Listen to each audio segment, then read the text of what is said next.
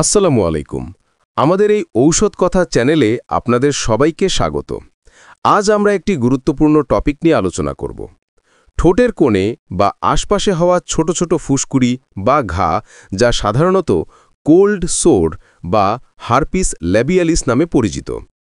এই সমস্যার সমাধানে ব্যবহৃত একটি ক্রিম হল জোভির ক্রিম। জোভির ক্রিমের মূল উপাদান হল অ্যাসাইক্লোভির। এটি একটি অত্যন্ত কার্যকর অ্যান্টিভাইরাল ওষুধ। বাংলাদেশে জোভির ক্রিম প্রস্তুতকারক হল সুপরিচিত ঔষধ প্রস্তুতকারী সংস্থা বিকন ফার্মাসিউটিক্যালস লিমিটেড। জোভির ক্রিমের ব্যবহার। জোভির ক্রিম মূলত হার্পিস সিমপ্লেক্স ভাইরাসের কারণে হওয়া সংক্রমণের চিকিৎসায় ব্যবহার করা হয়। এর প্রধান ব্যবহারগুলি হল কোল্ড সোর বা ঠোঁটের হার্পিস। ঠোঁট এবং মুখের আশপাশে হার্পিস ভাইরাসের কারণে হওয়া ছোট বেদনাদায়ক ফুসকুড়ি বা ঘায়ের চিকিৎসায়। প্রাথমিক এবং বারবার হওয়া যৌনাঙ্গের হার্পিসের চিকিৎসা। যদিও ক্রিমটি মূলত ঠোঁটের হার্পিসের জন্য, তবে কিছু ক্ষেত্রে ডাক্তারের পরামর্শে অন্যান্য হার্পিস সংক্রমণের ত্বকের উপসর্গেও ব্যবহৃত হতে পারে। গুরুত্বপূর্ণ বিষয়: এই ক্রিম ভাইরাসকে নিরাময় করে না, তবে এটি ভাইরাসের বংশবৃদ্ধি থামিয়ে দ্রুত ঘা শুকাতে এবং উপসর্গ কমাতে সাহায্য করে।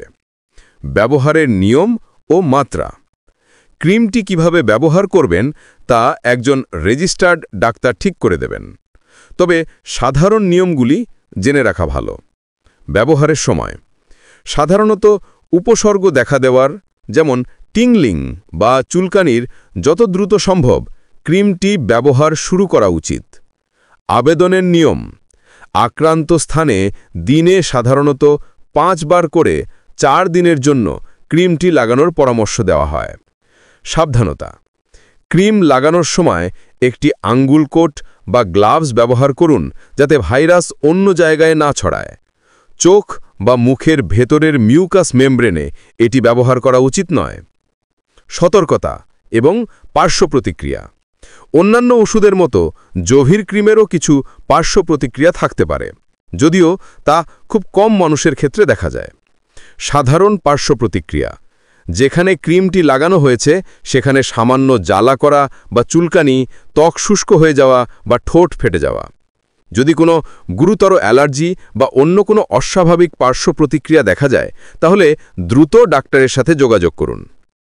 ভিডিওর শেষে আবারও মনে করিয়ে দিই, জোভির ক্রিম একটি অ্যান্টিভাইরাল ওষুধ এবং এটি অবশ্যই রেজিস্টার্ড ডাক্তারের প্রেসক্রিপশন অনুযায়ী ব্যবহার করা উচিত।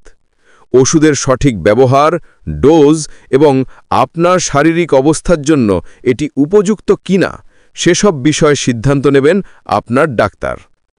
এই ভিডিওটি শুধুমাত্র তথ্যের জন্য। স্বাস্থ্য সংক্রান্ত যে কোনো সমস্যায় ডাক্তারের পরামর্শ নিন। ভিডিওটি ভালো লাগলে লাইক ও শেয়ার করুন এবং এমন আরও তথ্যমূলক ভিডিও দেখতে সাবস্ক্রাইব করে রাখুন। সুস্থ থাকুন, ভালো থাকুন। ধন্যবাদ।